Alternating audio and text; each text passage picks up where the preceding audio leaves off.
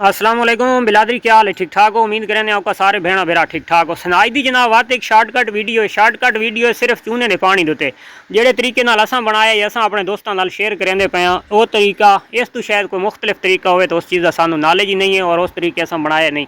असां अपना तरीका इस्तेमाल जेड़ा करेंदे पे हैं, जेड़ा बनाया है और जेड़ा सामने पिए और जेड़ा मैं तुहानू दिखवांदा पे मैं इंशाअल्लाह उस दा वो टॉपिक अपने दोस्तों नाल शेयर करेंदा पे। काफ़ी दोस्तों की फरमाइश तो बाद वरना मैं एक खाली का जिक्र किया, काफ़ी सारे दोस्तों के कमेंट्स हैं व्हाट्सअप के मैसेज आन कि भाई ये पूरी तफसीली एक वीडियो बनाई वजे।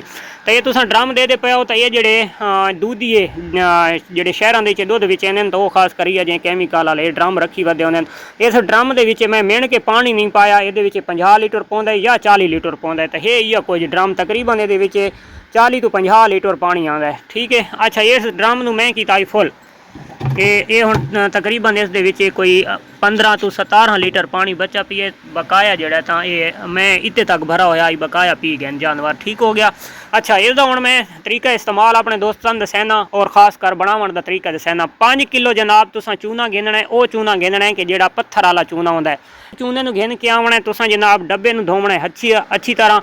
इतना क डब्बा होवे इस तो ज़्यादा होवे तो मैं यानी कि तुसां एक 50 लीटर दे विच 5 किलो का तुसां एक तरीका इस्तेमाल समझ गिनो। ठीक है। तो 50 लीटर फर्ज करो असां पानी पा के वो 5 किलो चूना पाया। शाहपुर हाथ लंबा करके बिच सटना है क्योंकि तले पानी हो सी तो यकदम उत्ता सटेंदा है, वो गैस इतना होंदा है कि अखी दे आवन का खतरा होंदा है। इस चीज़ का एहतियात करना है। उस सट गतना है, उन्होंने फुल कर देना पानी नाल। 5 किलो ਉਹਦਾ ढक्कन एक दिहाड़ वास्ते बंद नहीं करना, वो धूं निकलता रहा सी, वो गैस जड़ा तो सारा निकलता रहा सी।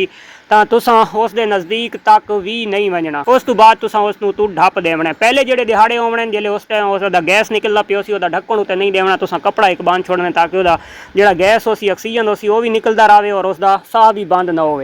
उस तो बाद तुसां जनाब वो ढक्कन दे छड़ना, यानी कि बाहरों कोई कीड़ा पतंगा या ऐसी कोई चीज़ां विच ना वजन।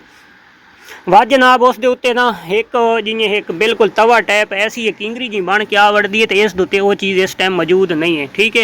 ये तो अंगल उत्ते अगर महसूस थी वे तो इन यार ना ये दे पाओ तो वो सिकरी जी एक बन रही है, हार्ड किस्म की होंगी है।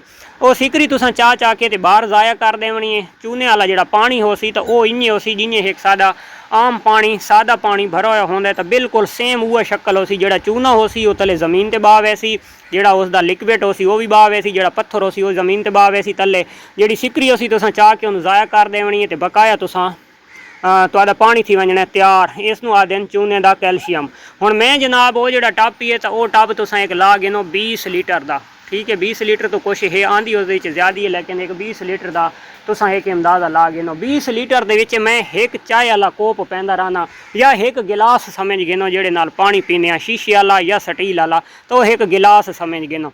वो पावन का तरीका यह है कि जिस टाइम फुल भरा पे होंगे तो अस इस नाल कोई चीज़ां होर ऐड करेंदे रहने। मैं हर वीडियो दसांदा रहना, यानी कि उस आटा थी गया या चने का मैदा थी गया, चने का आटा थी गया, मिठा सोडा थी गया, ऐसा चीज़ां तो वह जानवर उतू होर पींदे रह वैन। ठीक है। तो वो मैं पहले भी पा देवना है, उतू टूटी चला देवनी है, जानवर नाल पींदे रह वैन। तो इन यार यानी कि 20 तो कम अज़ कम 30 तो 35 लीटर पानी थी वैंदा, क्योंकि नाल मुसलसल पहले वह यानी कि असर थोड़ा हार्ड हो गया तो बाद असर थोड़ा नॉर्मल थी वैंदा, क्योंकि ताज़ा नाल पानी चलता आंदा और जानवर पींदे आंदे। पिलावना कि'यां भाई?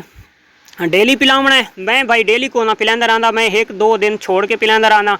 तो दोपहर और शाम दी ये सारे दोस्तों के काफ़ी सारे मैं कितना पावना है, की डोज होनी चाहिए, ये वो ये कोई इंसान की तुम मेडिसन ना बनाते पे कि भाई यार इतनी है कि लाजमी एक ढक्कन या 2 ढक्कन देने। जानवर दी है यार वो थोड़ी एक दिहाड़े पी गई सी तो दूजे दिहाड़े वो पूरी थी वैसी। तो ये एक टोटके होने तो टोटके इस्तेमाल करने देसी इसका कोई साइड इफेक्ट या कोई नुकसान तो है कोना, और चूने के पानी का कोई नुकसान है ही कोना। सारे दोस्तों का मैसेज आन कि लाला कोई दोस्त आते हैं भाई ताज़ा चूना बिच पाना चाहिए, तो कोई आते हैं जी चूना बुझा होया पाना चाहिए। अच्छा, ਜਿਹੜਾ ਇਹ पानी ਦੇ ਵਿੱਚ हल थी वैंदा ਹੁੰਦਾ तो उसनूं चूना आदे ने बुझा होया।